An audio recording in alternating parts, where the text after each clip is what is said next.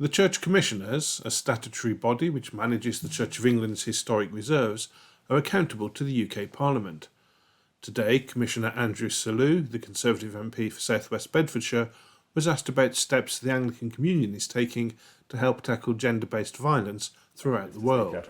The Anglican Communion is supporting yesterday's White Ribbon Day, the United Nations Day for the eradication of all forms of violence against women and girls, with 16 days of online panel discussions and social media campaigns to spot and eradicate gender-based violence.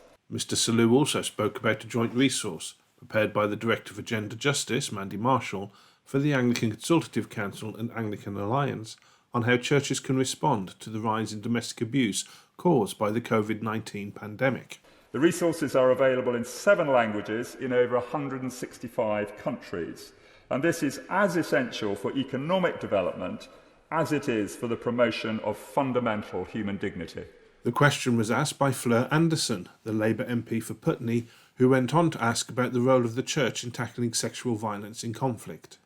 Sexual violence in conflict remains far too common a tactic of warfare. Can the Church Commissioners report on the steps being taken by the Anglican Communion to stop the dreadful stigmatisation of survivors of sexual violence in conflict and the important role that the Church can play around the world?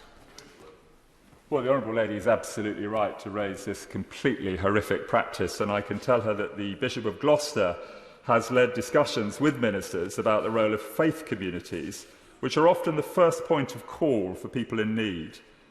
And parishes are often willing to scale up support for people suffering from gender-based violence and domestic abuse, and it's important there's a level playing field for all providers of support and advice services, including church ones, and that's what we're doing in the UK. But I do take her point about the global nature of this and the important role the Anglican Communion has in engaging with it.